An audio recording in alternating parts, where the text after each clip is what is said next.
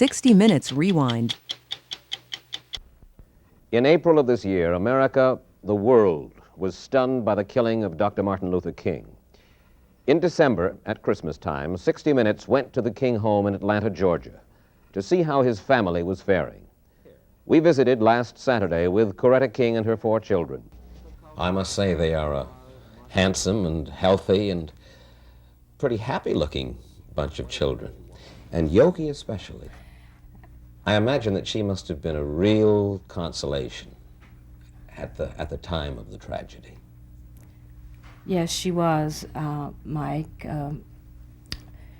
She was really so much of a consolation to me because of the way she accepted this with so much understanding and so much courage, and it was so reassuring to me. And she said to me, "Mommy, I'm not going to cry because my dad is not dead. He may be dead physically. And one day, I'm going to see him again." And she said, "Mommy, you are such a brave and strong lady. I don't know what I'd do if I were in your shoes. Mommy, should I hate the man who killed my dad in?" And I said, "No, darling, Daddy wouldn't want you to do that." And of course, I also said to her, "You are so brave, and I'm so proud of you." And I put my arms around her. And of course, she didn't cry very much. I didn't see her crying anymore, really. Mm-hmm. And she's been very happy and very well adjusted since, because she too feels that there was meaning in this death. You know, what my husband said so often, that unearned suffering is redemptive. And I think somehow all of us have felt that he gave his life in such a meaningful way, that what he lived for and what he gave his life for will bring about some of the changes that are necessary. But let me ask you, Mrs. King, I think that some of us sit around sometimes and wonder if the death of Martin Luther King didn't leave the civil rights movement, for a lot of people, leaderless, rudderless. I don't think that this is so. I think that if we are looking for another Martin Luther King, we won't find him, because he comes once in a century, maybe once in 1,000 years. But there are many other persons now who will come forth, I believe, and assume leadership that they never assumed before, because they feel that there is this need. But as far as black leaders are concerned, I think that you'll agree. We hear in the papers, see on television more about the young black militant leaders. We hear names like Carmichael and Brown and Cleaver and Newton and Seal. And you begin to wonder if perhaps they aren't getting more followers than some of the older civil rights leaders. Well, there are those persons who who at least say they don't believe in nonviolence as a tactic. But I tend to feel that there are many more people who believe, who at least say they believed in the things that Martin Luther King believed in, than there are who believe in violence and destruction. I think we tend to hear those people who speak loudest, and sometimes they are persons whose message is exaggerated out of proportion very often. There is this determination on the part of many black people who are called militants, this determination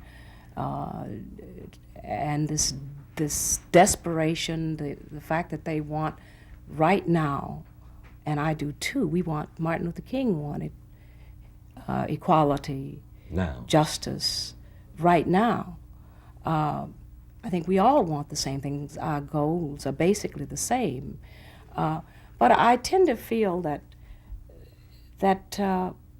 those things that he gave his life for will become stronger rather than weaker, because he has become now a martyr for his cause.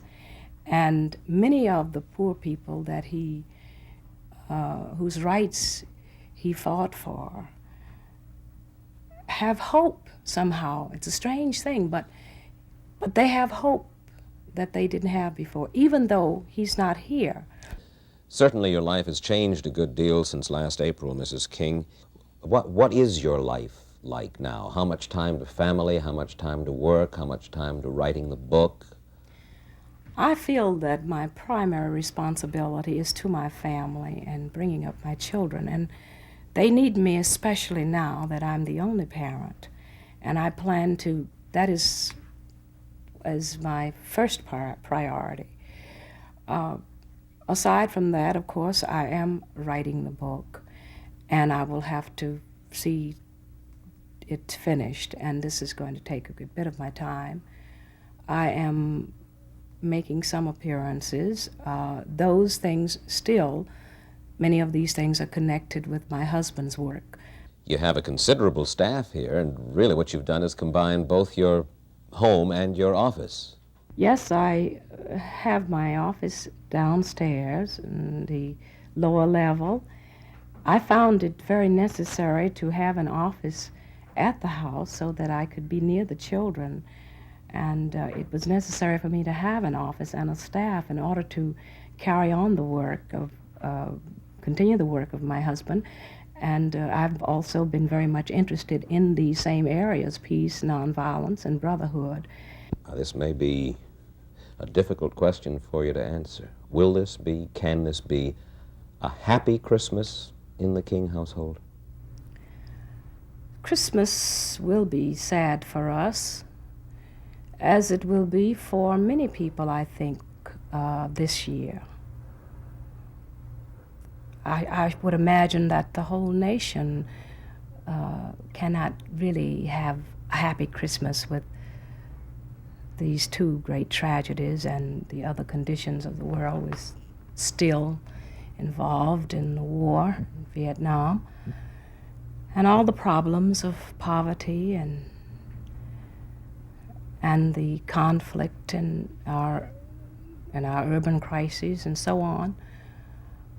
But I think that it doesn't mean that we will sit around and bathe in our grief. I think that very often a time like this causes people to really reflect on the deeper meaning of, say, Christmas or any other occasion. I remember Easter of 1963, when my husband was jailed in Birmingham. I had just had my fourth child and was still confined to my house. And he had gone to jail on Good Friday. And Easter, I had not heard from him. And I was very depressed. But somehow that was the most meaningful Easter that I have ever experienced, because Easter is a time of suffering, but it's creative, if it can be creative suffering. So I think if we can look on this Christmas season as a time for reflecting and a time to think of the deeper meaning and the real spirit of Christmas, which should be the spirit of giving,